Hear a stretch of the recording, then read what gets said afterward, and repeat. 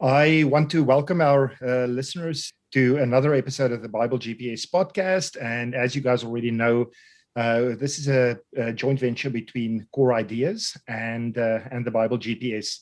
I would like to welcome Dr. Willie McLeod and Pastor Carl Smith to the conversation. And I'm very excited to talk about the paradise or the Garden of Eden today. So really looking forward to that. We had a bit of a discussion before we started recording, and I think there's going to be some really interesting things brought forward. So, welcome, Willie. Welcome, Carl. Thank you, LeVay. It's a pleasure to join you again today. Absolutely. So, I wanted to start off by this is sort of a wink, wink, nudge, nudge. Willie, you've been to paradise, am I right? Yeah, we'll first have to discuss where is paradise. There you go. And I think that's quite important because there are quite a few views in this regard. Some would locate paradise in southern Iraq, near the Persian Gulf. Others, even as far as Africa, because of the reference in the King James Bible to Ethiopia. Which is actually just Kis. Kis is not necessarily Ethiopia, it's just an interpretation there. But so some goes according to that interpretation, finding it in the Great Lakes district in Africa. And then another opinion, which is more also my own way of thinking, is that we should locate it in the northern parts of north or northwestern Iran. Now, the reason for thinking so lies in the text. Let me just get the text here. In the New King James, it says, a river went out of Eden to water the garden, from where it departed and became four river heads. So this river heads, it seems to me that in the original, this is actually a reference to the headwaters of these rivers. And the headwaters immediately means it's in the area, the basin where these rivers originated. This is also, I think, the most basic way to make sense of it, especially regarding the identity of the different rivers. When one have a look at the identity of the rivers, two of them are quite easy. The one is the Euphrates and the other is the Tigris. But then there are two others. The one is the Gihon. Yes. Now, in my view, the Gihon is just what has become the Gaihun. So Gaihun, Gihon, it's clearly the same name. And that's an old name, which was changed after the Islamic invasion of the Caucasus to Arrakis. But before that, it was the Gaihun. So Gihon is clearly to me that same river, because it's also, its source lies in the same area as the Euphrates and the Tigris. And then the other river is the Pishon. Now, Pishon, in my view, is dealt the Ushim. You can immediately see it's very similar, Pishon and Ushim. And we have a typical U to P shift here, Ushim, Pishon. So, in my view, these are the four rivers. So, it's the Gihon is just the old Gaihun, which later became the Araxes. And the Pishon is just the Ushim. So these four rivers, all of them have their sources in the region of Lake Urmia and Lake Van in those northern parts of western Iran. And from there, all of them flows in different directions. So in my view, this is where we should be looking for the garden. And So you referred to the four rivers, and that actually makes a lot of sense. Are there other indications in that area that points to the possibility or some of the older traditions? Yeah, so let me just say the Gaian rises in the mountains to the north of the Van and Urmia rivers and flows eastward into the Caspian Sea. And the Uzum arises from springs in the area of Mount Sahant, east of Lake Urmia. I visited that area. I'll tell you a little bit later more about that. So these rivers flow from those areas which was where the headwaters had been, or still is to this day. What is interesting is that I've already mentioned the wrong reference, in my opinion, to Ethiopia in the King James Bible, the land of Cush. It says that the Gihon flows through the mountain of Cush, or it says through Cush. Now, Cush is actually in that area. We can actually find it in the mountain of Cush. The Gihon does, in fact, flow through that mountain. So we find that exact reference in that northern part. Also, the reference to the land of Avila, where there was gold. Also, we find that the Uzum had been called the Kezel Uzun, or dark red or gold. So all these things, in my view, points in the same direction. And this is that the garden must have been located maybe in the Tabriz area, around there. I think that's quite a good possibility. So in my way of thinking, this is where we should find the river. Yes. If you look at Sumerian sort of mythology, is there anything else that features with regard to that? Yeah, that's extremely important, what you're saying now. If in the Bible we read that the garden was situated towards the east. Yes. And this is exactly where we find this area, like Van, like the Urmia Lake. It's from towards the east from Israel. Now, what is interesting, this northern area in ancient times had been associated with the land of Arata. Yes. The only reference to Arata outside the ancient Sumerian texts is in the inscriptions regarding the campaign, the 8th military campaign of Sargon II of Assyria. And when he came just there are different mountain ranges, and after passing all of these ranges towards the north, eventually when he came to Lake Urmia, we read that he crossed the river Arata. Oh, okay. So that's the only reference outside the ancient tales. So we have good reason to think that the land of Arata was situated in this region. This is just, in later terms, it became the Urartu civilization. And these people slowly but steadily migrated north, and they became what we know as the Armenians today. Yes. But from a biblical perspective, that's Ararat, the old ancient location of the land of Ararat. So that was in this northern region that this garden was located. And it makes sense because in the biblical way of thinking, there was the mountain of God. The Garden of Eden was closely connected with the mountain of God. For example, in Ezekiel 28 and 31, we will also read about the Garden of Eden. We find very clear reference to the mountain of God. In fact, it's actually could also be translated as the mountain of the gods. Oh, yes. Yeah. That's a very strange translation, but in my Bible, in the Afrikaans Bible, it's actually translated exactly in this way, the mountain of the gods. And it's just interesting. Eden comes from, there's a Sumerian word, Eden, and Edino is in Akkadian as well. That refers to steppe or plains. But yeah. Yeah. So what is interesting is this area, there's actually, when you've passed through these 7 ranges, there are 7 ranges that had to be passed from the southern parts of Mesopotamia towards the north.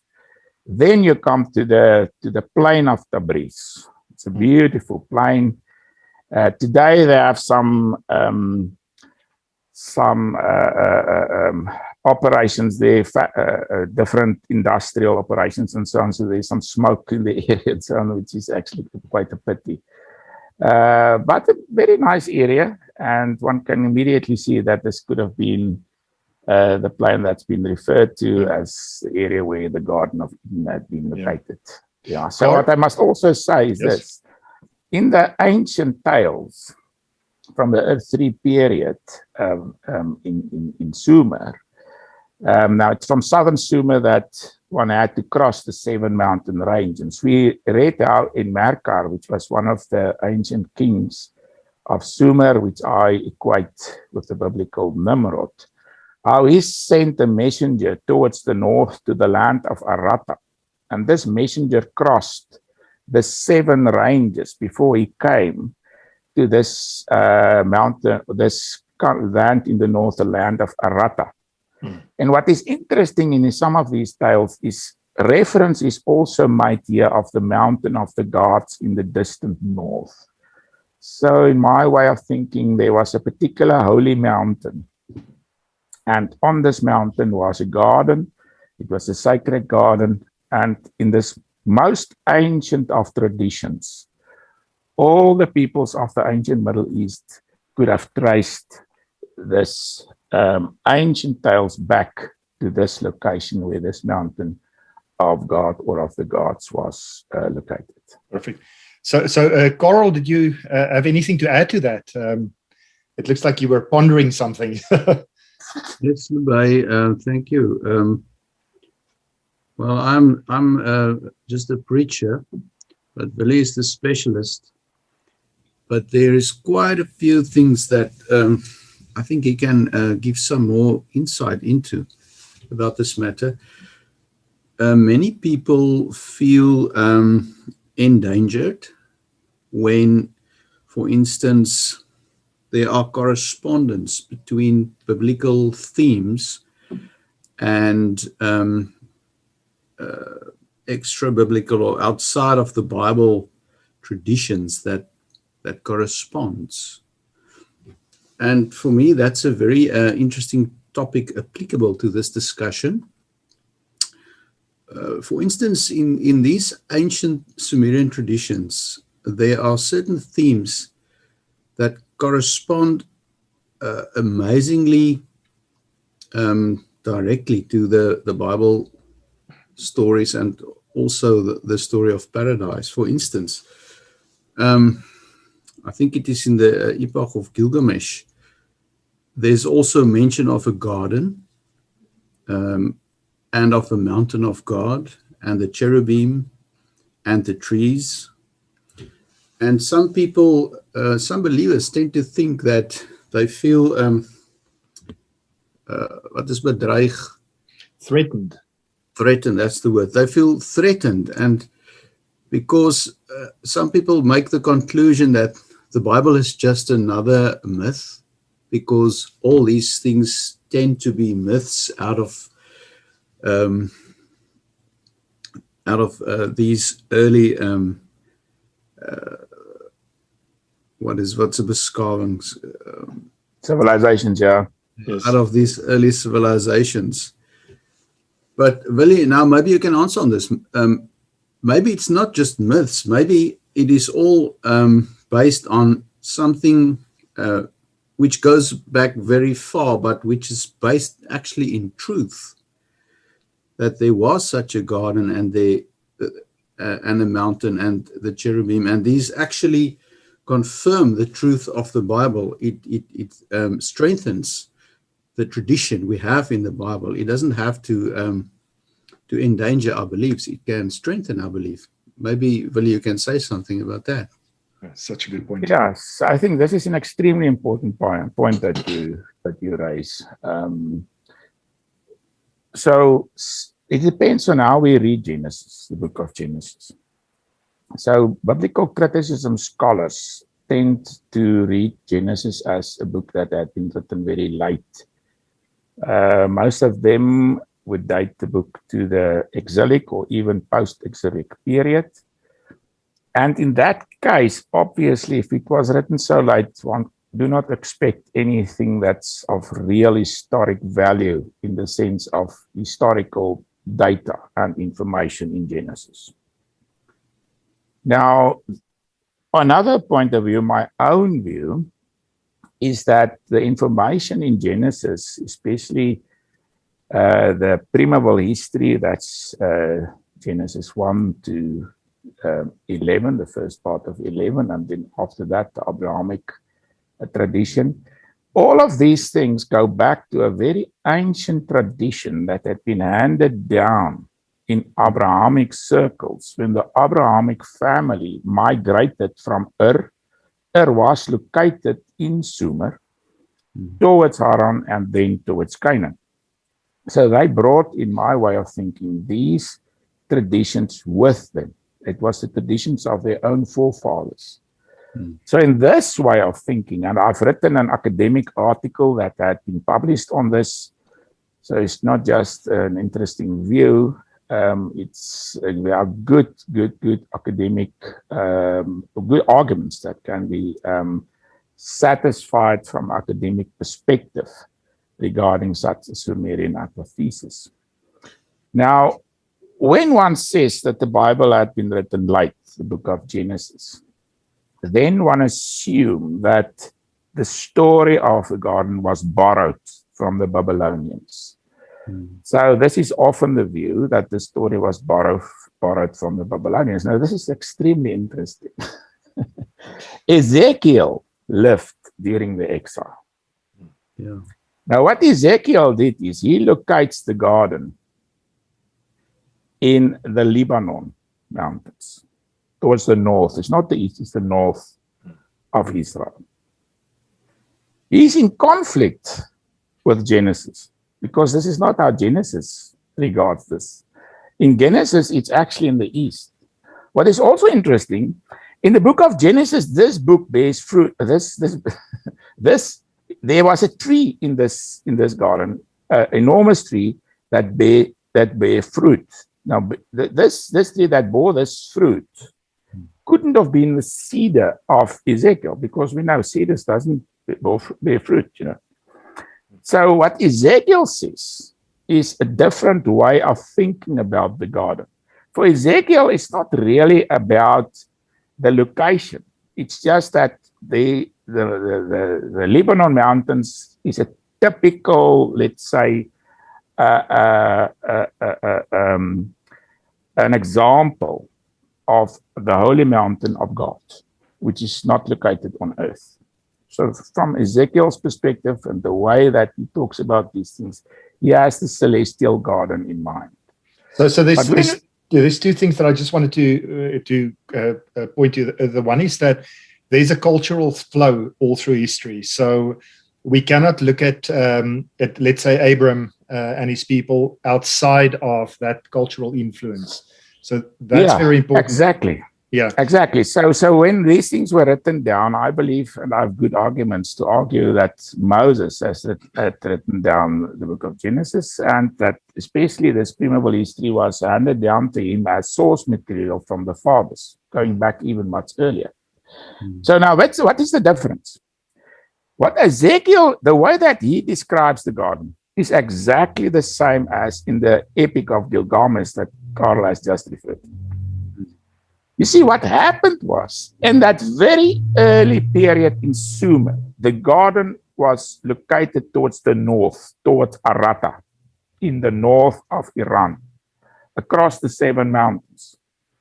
But after the Akkadian period, the Akkadians were Semites that ruled in Mesopotamia from about 2370 for about 200 years.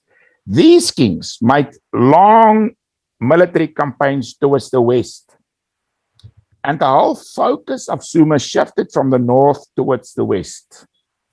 And that's why later, when we have the Gilgamesh epic that was written in an earlier Old Babylonian period, let's say about 1800 BC, the focus has shifted from the north towards the west. Yes. So that's why Gilgamesh is traveling towards the west.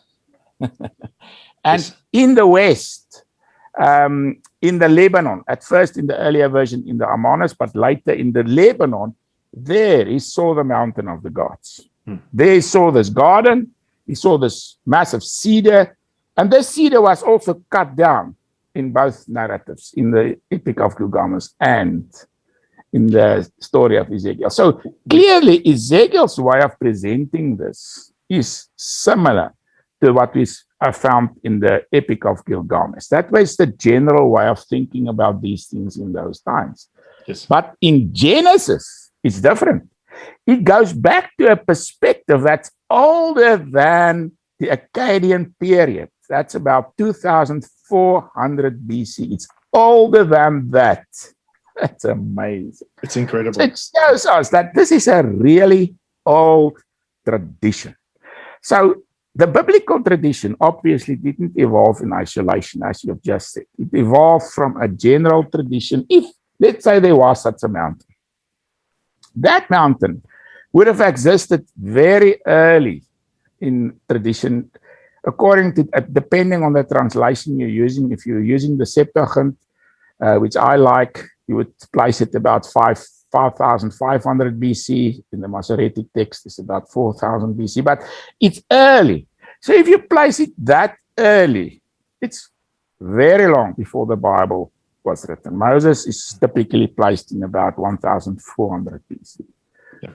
So obviously, these were very old traditions, very, very old. And if these things really happened, we expect them to have been preserved in Sumerian tradition, but also if the biblical story and narrative is really true and trustworthy, it would also have been transmitted and handed down in biblical tradition. And this is exactly what we find. So this is a massive supportive evidence for the fact that the information in Genesis, and this is not all, there are lots of other information, but let's just stick to this because we're talking about the garden. So it shows that this is a very ancient narrative, and the story about the garden was not something that solely belonged to Israel. It was much older than Israel. It goes back long before Abraham's time, centuries and even millennia before Abraham's time, but it was handed down in the circles of the forefathers of Abraham, later in Abrahamic circles, the patriarchs, and eventually Moses wrote it down. Really, listening to you, it should be very important for us as believers to really put a proper effort into studying this extra biblical literature of ancient Sumer traditions, because that really sheds light on the context of the Bible and where it all started. So if we do not understand that tradition, we cannot really understand Genesis. Can't say it better. It's so true. You see, if you read the book of Genesis in isolation, and you have absolutely no idea about the ancient world from which it originated, how could you understand it correctly? It's not written yesterday. It's not written in our current milieu and from our current perspective and a scientific point of view. It's not written in these terms. It comes from an extremely ancient tradition, and it's been written down. If Moses, as I believe, wrote it down, it was about 1,400 BC. And if this source material was handed down from the fathers, obviously it goes back even much, much further back in history. So if we understand the ancient world from which the Bible originated, really understand it. Remember, Abram came from Ur, the Bible says, of the Chaldeans. Yes. That's the Ur that was in Sumer. Ur was one of the most important cities in Sumer, in ancient Sumer. Now, the Chaldeans, obviously, they came much later after the time of Moses. But the editor here, I believe, is Ezra. The reason why he qualifies this Ur is to differentiate it from the Ur that was close to Haran, remembered also as Urfa. I also visited there, in that area. I visited all over the ancient Middle East. But that it refers to the Ur in ancient Sumer, which was especially important. It was close to Uruk, And it was towards the end of the Sumerian civilization. That was sort of the headquarters and the place from where the Sumerians ruled the ancient world.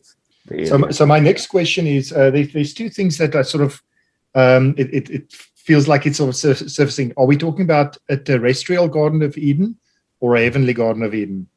And if Carl, you wanted to answer that. You seem very excited about it. I also wanted to, Willie actually said he was there. He was in paradise. He visited that very location which he mentioned. But obviously there have to be a physical location and also some spiritual or an heavenly connection, because it's not merely where people stayed, but like the mountain of God is where God and the angels were. So how do you differentiate between these two kind of paradises? You're sort of hinting at the whole concept around first, second, third heaven, and whether it was sort of intertwined. But start on earth. You were there. Yeah, he was there. So. Well, if Adam and Eve was in paradise, it must have been on earth. But I believe that in the biblical talk, there's a difference between a heavenly paradise and the heavenly mountain of God. And then later in this series, I believe we will come back to the mountain of God and the council of the gods and all of these things, the sons of God. We'll discuss all these things. We're not yet there. But there's definitely the sense in the Bible that the heavenly celestial garden, mountain of God and the garden, as an earthly, let's call it a replica, within the mountain of God on earth. So in that sense, any mountain could have been viewed as a holy mountain and in a certain sense as a replica. Mount Zion is often in the Bible regarded as the earthly equivalent of God's heavenly mountain, for the simple reason that the temple was located there. But, for example, we've talked about the mountain in the Lebanon. So any high mountain could have been taken as a typical mountain of God, regarded as a holy mountain. And not only by the Israelites, even by all peoples around it. If you read through the book of Genesis, it seems that the mountain in Jerusalem, in Salem, was regarded as a holy mountain by all the peoples living in Israel during that earlier period, in the Abrahamic period. So when Abram got there, it was already a holy mountain. Melchizedek was there as priest king, and so Abraham encountered this holy mountain, and all the peoples of Israel, of the land in that states, land of Canaan, they regarded that as a holy mountain. So when it comes to the mountain, the most ancient tradition about such a mountain, the oldest that we have, is this Sumerian tradition about a garden towards the north from Sumer, through 7 mountain ranges. And on top of that was this mountain of God and the garden.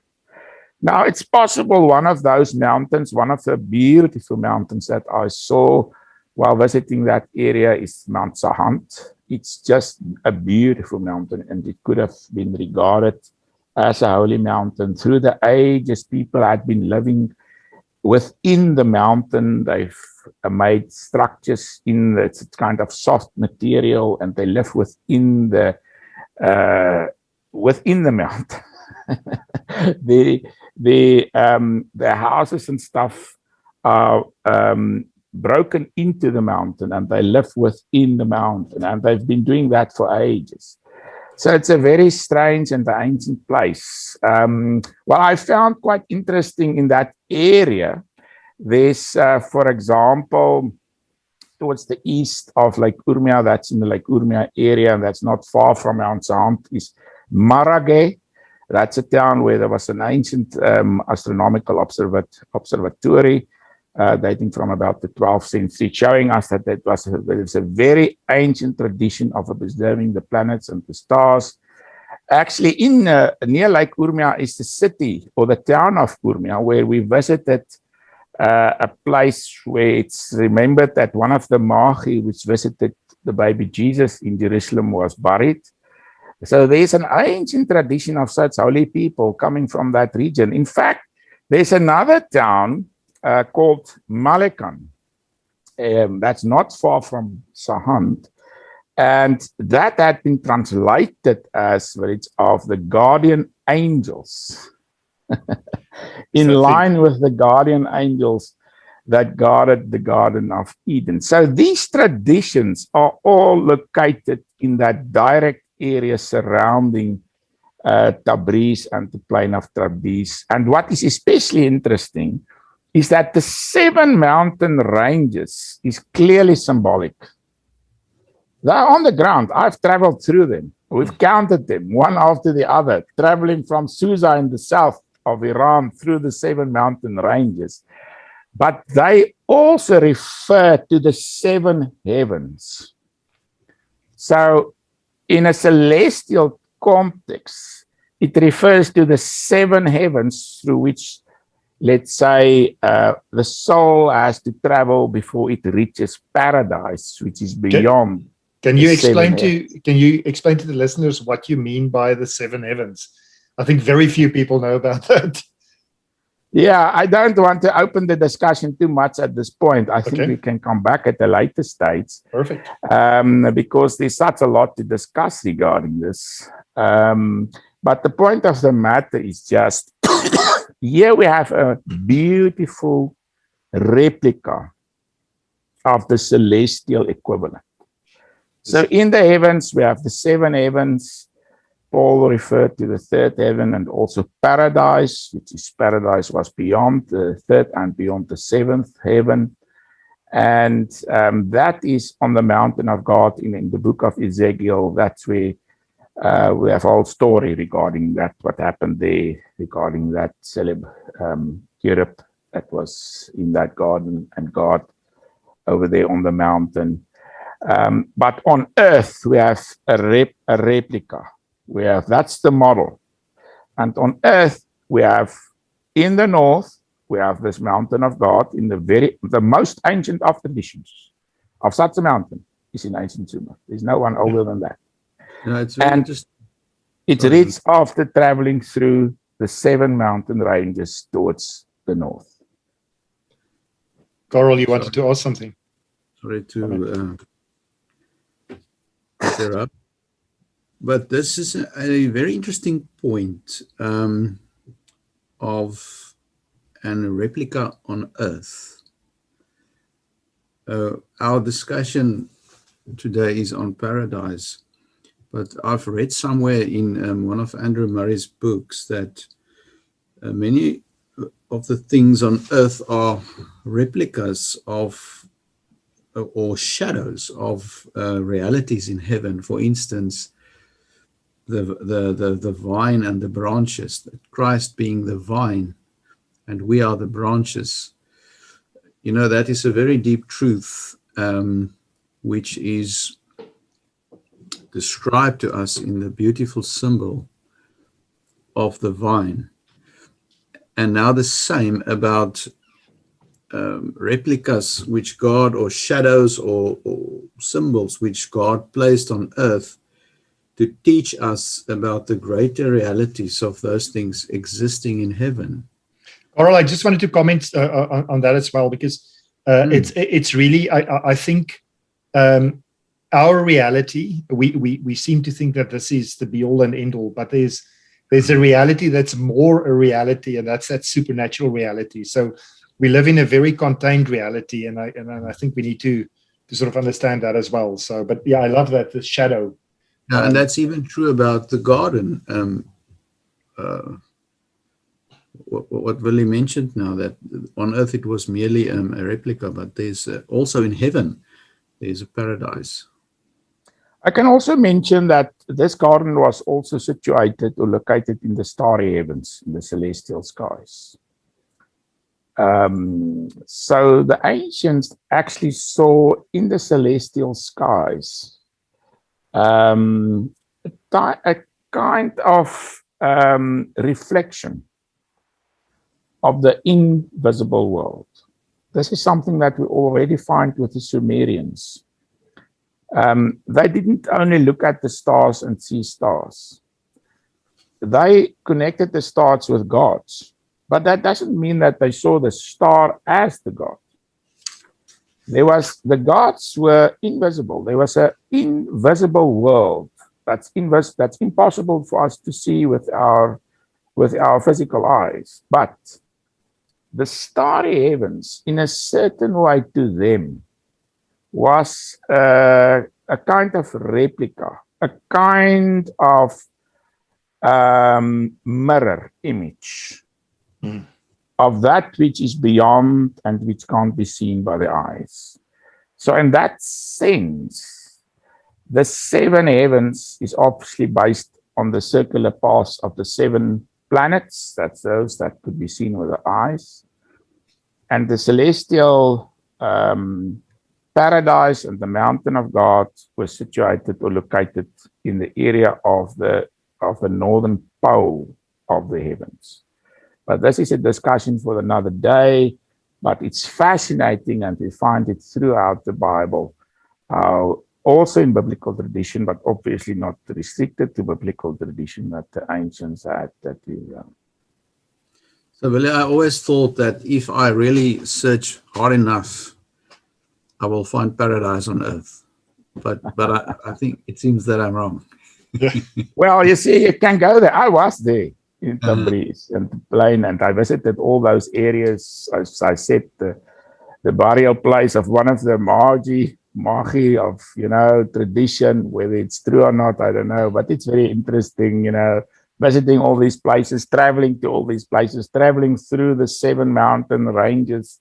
I've been to many places all over the ancient world when I was writing my books, different books that I wrote. But the interesting thing is, you should also go back to this right period in time. That's true. So if you want to visit paradise, you'll have to go back 5,500 BC. Otherwise, it has changed, and the world has changed, and it's not. You can't just go and see here's paradise, Put my focus on the heavenly paradise. Today, eh? I just wanted to read something, and then I wanted to move on to another point. But this is from Sumerian literature, and it says the land of Dulman is pure, the land of Dulman is clean. The land Dulman is clean, the land Dulman is most bright. In Dulman, the raven utters no cries, the lion kills not, the wolf snatches not the lamb. Unknown is the kid devouring wild dog. Its old woman says not, I am an old woman. Its old man says not, I am an old man. Fascinating. Yeah, Dulman is a pure place. Dulman is actually a reference to an area in the southern Gulf, in the Persian Gulf. At first, it was a wider area, but from about 2500 BC, it referred to the island of Bahrain. Yes. And the pureness here refers actually to the fountains. There's some fountains within the sea. The sea is not very deep, and there's some fountains there, freshwater fountains. So in the sea, you find fresh areas of fresh water. Fascinating, and in a certain sense, Dulman was also regarded as a kind of paradise, kind of place of paradise. But Dulman, in my way of thinking, was actually identified with Hades, with the island of the blessed dead, the region where the blessed dead goes. That's interesting. So when Gilgamesh took the voyage towards Dulman to see what we would call the equivalent of the biblical Noah and his wife. This represents the area where the blessed dead resided. And there are thousands and thousands of burial hills, mounts there on this island. It's amazing. As far as you look, it's just a sea of mounts. It's beautiful. And it has been suggested that some people, at least in Mesopotamia, assumingly the richer and the royals and so on, asked to be buried on Bahrain on Dumun. And this is also interesting because in the biblical perspective, paradise is not only located on the mountain of God, as we have seen in Ezekiel. It's also located in the region, or in Hades, the region of the blessed dead. Jesus said to the man on the cross, today, in paradise. He refers to paradise. Yeah. You wanted to say, Carl? He said, today you will be with me in paradise. Exactly. Today you will be with me in paradise. So in that reference is not to the celestial paradise in the sense of the one on the mountain of God. This is paradise in reference to the isle or the region of the blessed dead, where Jesus pronounced his great victory, and he took the blessed dead with him when he rose from the dead. In my way of understanding this, what Paul says in Ephesians chapter 1. So there's also in the background, we must remember, it's not only the region, this Garden of Eden, it's only used for the paradise on top of the mountain or on the mountain of God. But there's also a paradise in the region of the blessed dead, where they were located. Yeah. So if we can, sorry, go ahead, Carl. Sorry, the story where Jesus said that Lazarus went to Abraham in paradise. Yeah, I read it in exactly that way. Yeah. So just to take a step back into the terrestrial Garden of Eden, the reference to the two trees. Carl, did you have any sort of thoughts around that? The tree of the knowledge of good and evil and the tree of life. Was it physical? I see Willie smiling.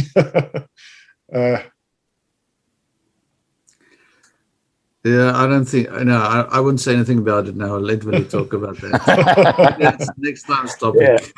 Yeah, I think we should return next time to this, because we can do that, yes. That's quite a long discussion.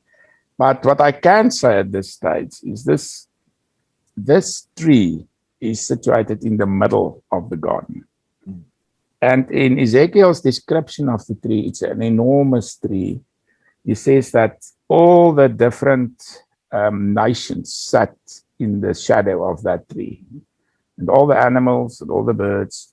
So this is a massive tree, and it's the same that we read in the Epic of Gilgamesh. It's a very, very large tree. It actually refers to the Axis Mundi. So in our day and age, people are not really concerned with the heavens. But if you take time and go on a holiday and spend some time on a farm and you look at the starry heavens, then you'll see that the heavens rotate. And there's a certain place or a spot in the northern, we won't be able to see it from South Africa in the northern heavens, but also in the southern heavens, there's a spot around. It seems that the heavens rotate around this spot. So this seems to be a static point that doesn't move. It's like the axis of the heavens. So it's like the earth has a certain axis projecting towards the north and the south. And this is exactly what it is. It's the earth's rotation projects towards the north and the south, and it gives the illusion that all the stars rotate around this axis.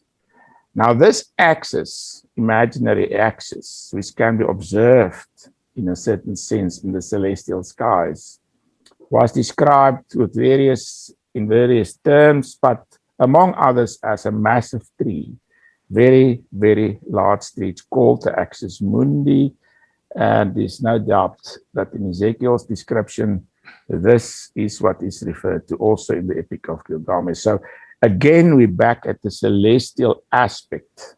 So regarding the tree on the ground in the garden, I think next time we can talk about that a little bit further, but just to say how one could also see a celestial equivalent for this tree in the garden.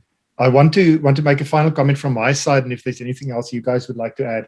I think it just sort of brings us back to that point where you cannot read the Bible and then specifically Genesis just on the surface. You are talking about this culture. There is this whole interaction between terrestrial and extraterrestrial or heavenly.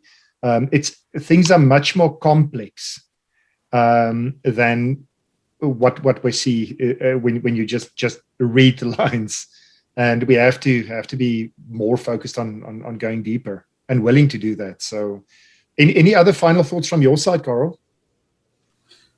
It's just amazing to me, thanks Lebay, how these old traditions confirm the integrity of the Bible. That if you study the text properly, it confirms that it's a really old text written in an ancient tradition, and that it is indeed a trustworthy source that the Lord has given us, His Word.